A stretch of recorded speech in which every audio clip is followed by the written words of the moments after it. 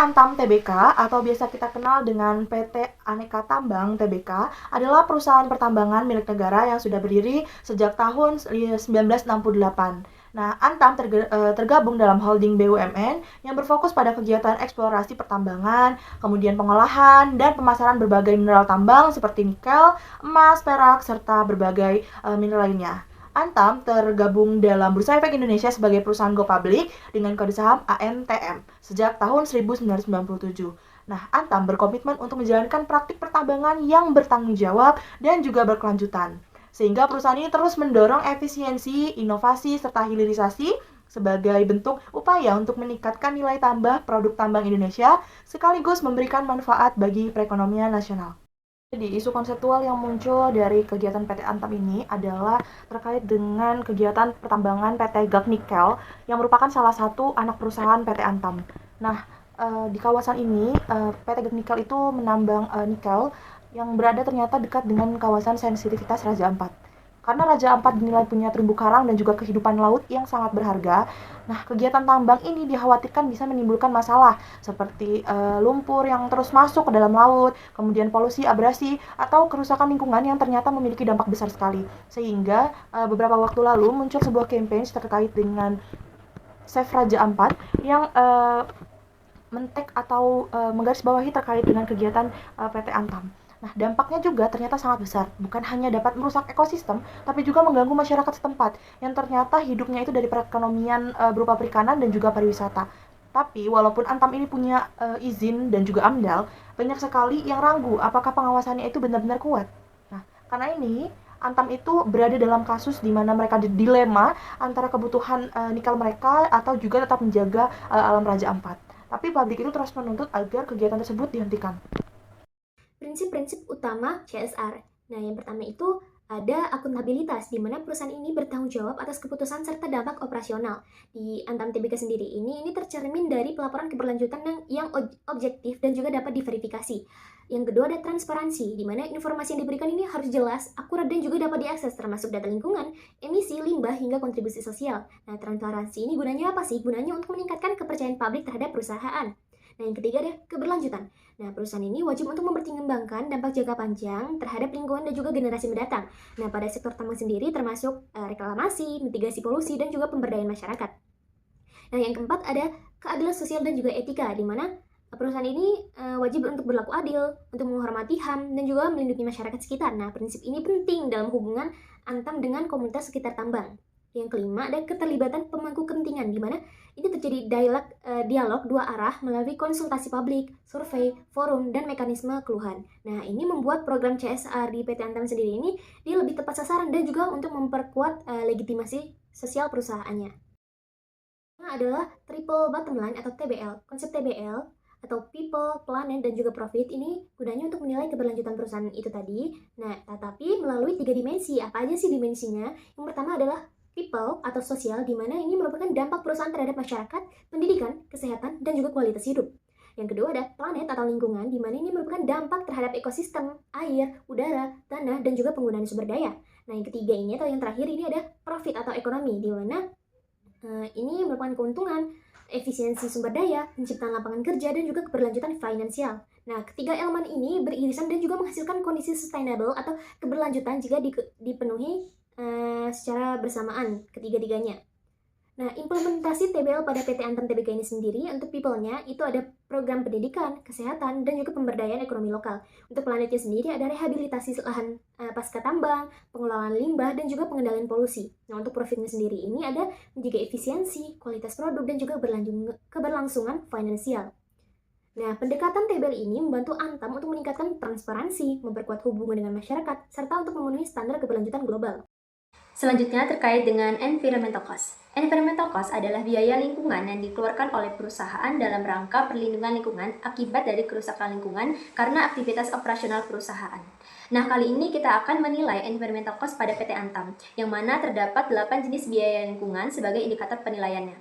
Yang pertama, Biaya area bisnis. Pada biaya ini, Antam tidak menyajikan angka khusus untuk biaya-biaya area bisnisnya, melainkan hanya menyajikan narasi terkait dengan program yang dilakukan, seperti optimalisasi lini operasi nikel, emas, dan bauksit melalui Good Mining Practice, serta penerapan Antam Green Standard atau AGS sebagai pedoman operasional lingkungan. Lalu yang kedua terkait dengan biaya hulu atau hilir. Biaya hulu itu terkait dengan kegiatan eksplorasi Antam yang dilakukan oleh unit Geomin dengan biaya tercatat sebesar 104,12 miliar.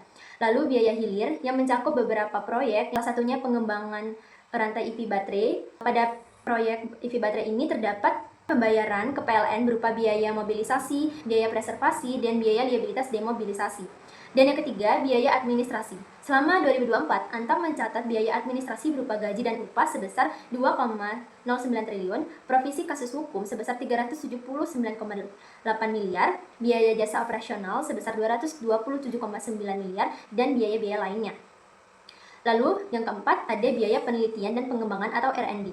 Selama tahun 2024, Antam melakukan banyak program terkait dengan R&D. Beberapa di antaranya program rekomasi, inovasi babe atau ban bekas, geobank, mobile, Opel Mining, PVN, dan lain sebagainya. Namun, program-program itu hanya disajikan dalam bentuk narasi saja, tanpa ada rincian biaya.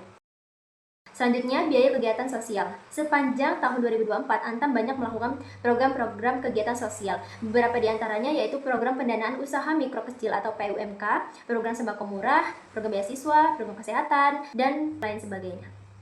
Akan tetapi, tidak semua program-program itu diberikan rincian biaya oleh Antam. Antam hanya menyajikan informasi bahwasannya selama 2024, Antam melakukan investasi TJSL dengan total sebesar 162 miliar. Lalu juga terkait dengan penyaluran PUMK ke BRI, Antam menyalurkan dana sebesar 11 miliar, lalu program kesehatan bantuan alat medis sekitar 50,8 juta, serta biaya pendampingan sebesar 515 juta. Yang keenam, terkait dengan biaya perbaikan lingkungan. Selama tahun 2024, Antam juga banyak melakukan kegiatan atau aktivitas perbaikan lingkungan, salah satunya penanaman pohon yang total sebanyak 190.813 pohon sebagai upaya dari rehabilitas bekas wilayah tambang. Akan tetapi Antam tidak secara rinci mengungkapkan biaya perbaikan lingkungannya, melainkan hanya narasi mengenai program yang dilakukan. Dan Antam hanya menyebutkan bahwa dana investasi lingkungan di tahun 2024 itu sebesar 158,33 miliar. Selanjutnya, biaya emisi gas rumah kaca atau GRK. Biaya emisi GRK juga tidak disajikan dalam bentuk angka oleh Antam, melainkan hanya dijelaskan terkait dengan program-program penurunan emisi seperti penggunaan B35, pemasangan panel surya, dan peralihan energi ke listrik PLN yang lebih rendah emisi. Dan yang terakhir, biaya lainnya. Biaya ini tuh muncul karena kebutuhan khusus. Salah satu bentuknya adalah Antam menggunakan jasa konsultasi untuk review sumber daya cadangan, rencana penambangan, serta pembaruan roadmap dekarbonasi. Nah, akan tetapi Antam tidak mencantumkan satupun biaya-biaya terkait dengan kebutuhan tersebut. Menjelaskan tentang environmental conservation, di mana environmental conservation itu adalah hasil terukur dari upaya perusahaan untuk mengelola dan mengendalikan dampak operasinya terhadap lingkungan, di mana ini tuh diukur berdasarkan kebijakan, tujuan, dan target yang telah ditetapkan. Sederhananya tuh ini adalah nilai atau skor yang nunjukin seberapa baik sebuah perusahaan untuk menjaga lingkungannya saat menjalankan suatu bisnis. Ada beberapa environmental conservation yang dilakukan Antam, yaitu yang pertama kebijakan penerapan Good Mining Practice, di mana Antam menjalankan tambang dengan standar tertinggi, di mana disebut GMP, untuk menjamin keselamatan dan kelestarian alam itu sendiri. Standarnya yaitu mereka memiliki panduan wajib tersendiri, yaitu Antam Green Standard atau AGS, dan ini tuh udah bersertifikasi global, yaitu ISO 14001. Selanjutnya keanekaragaman hayati dan konservasi, di mana mereka memantau satwa dan tumbuhan 2 kali setahun dan aktif untuk melindungi satwa langka dan menanam 1 juta pohon mangrove. Walaupun kegiatan mereka ini dekat sama area lindung, mereka tuh punya izin lengkap dan selalu melakukan penanaman kembali, yaitu rehabilitasi progresif. Yang ketiga, rencana dan realisasi reklamasi. Mereka wajib 100% untuk menata ulang dan menanam kembali lahan bekas tambang mereka. Ini penting untuk ngembaliin fungsi alam itu sendiri, di mana ini tuh mendukung SDGs 14 dan 15. Mereka melakukannya tuh secara bertahap, mulai dari meratakan tanah, menanam, hingga mengendalikan erosi akibat kegiatan produksi mereka. Selanjutnya, air dan udara. Mereka menggunakan kembali air, yaitu daur ulang, dan memastikan ketersediaannya itu tetap ada dan terkontrol. Air limbah mereka diolah dengan baik dan dipantau secara online oleh Kementerian Lingkungan Hidup, yaitu Sparing. Dan udara di sekitar tambang itu selalu dipantau agar tetap bersih. Selanjutnya, pengelolaan energi.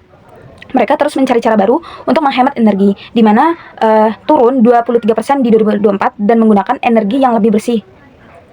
Transisi ini yaitu mereka itu beralih ke listrik PLN dan menggunakan bahan bakar ramah lingkungan seperti B35. Selanjutnya dekarbonasi, di mana mereka mendukung target Indonesia yaitu nol emisi karbon 2060. Target mereka itu yaitu mengurangi emisi gas rumah kaca sebesar 15,8% di tahun 2030, di mana mereka menggunakan bahan bakar bersih dan menghitung semua sumber emisi yang mereka keluarkan.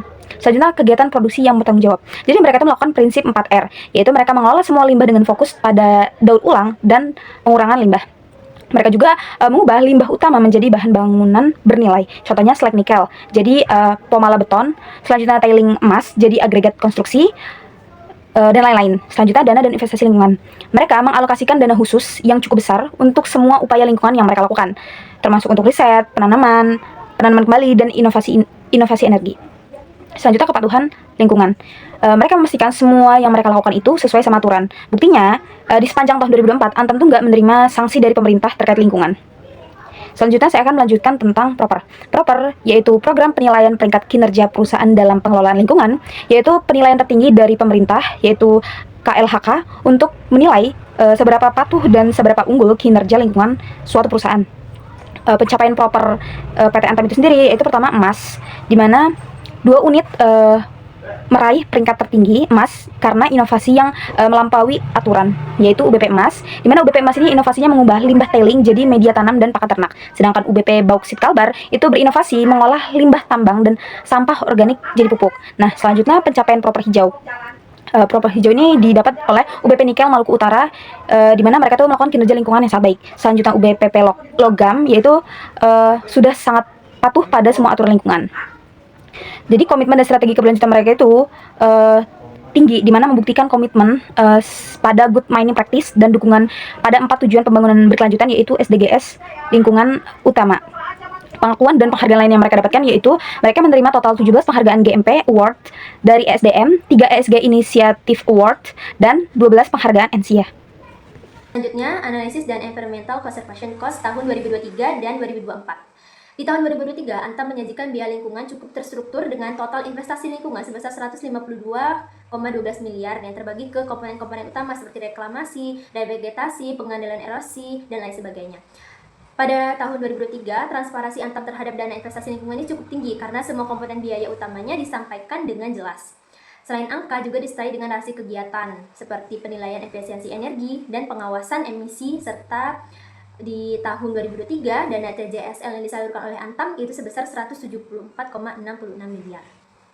Sedangkan di tahun 2024, dana investasi lingkungan tidak lagi disajikan secara rinci seperti 2023, tapi lebih banyak disampaikan dalam narasi, bukan pemisahan biaya per komponen. Dan total investasi lingkungan di tahun 2024 naik menjadi 158,33 miliar. Di tahun 2024 itu fokus pada narasi seperti perubahan iklim, rehabilitas lahan, lalu efisiensi energi, pengendalian emisi, dan konservasi hayati. Dan juga di tahun 2024 dana TJS yang disalurkan oleh Antam itu sebesar 162,6 miliar, sedikit menurun dibandingkan 2023 karena penyesuaian prioritas agar programnya lebih efektif, dan juga Antam melakukan penguatan tata kelola keberlanjutan dengan inisiatif strategis seperti program reklamasi dan super safe. Baiklah, secara keseluruhan terkait dengan kesimpulan dan juga saran yang akan saya sampaikan setelah kita membahas tentang PT Antam terkait dengan permasalahan, kemudian biaya dan lain-lainnya. Secara keseluruhan, Antam ini menunjukkan komitmen yang berkelanjutan dan juga kuat dengan mengalokasikan sekitar 158,33 miliar untuk biaya lingkungan dan juga 162,05 miliar untuk TJSL pada tahun 2024. Kemudian Antam juga telah melakukan berbagai program yang berdampak pada lingkungan seperti program reklamasi, pengolahan limbah, dan pemberdayaan masyarakat yang sangat baik dan sudah terus berjalan. Bahkan beberapa itu juga sudah mencapai target. Nah, lebih naratif itu pada tahun 2024 diharapkan rincian biaya itu tidak hanya seperinci laporan keuangan saja, tapi harus dijelaskan. Dan karena itu Antam disarankan untuk menyajikan data yang kuantitatif yang jelas juga, dan memperluas program yang telah mereka lakukan dan juga mereka capai seperti PROPER emas, serta terus meningkatkan teknologi hijau dan langkah dekarbonasi agar kinerja semakin transparan dan berkelanjutan, serta meningkatkan ekonomi hijau nasional yang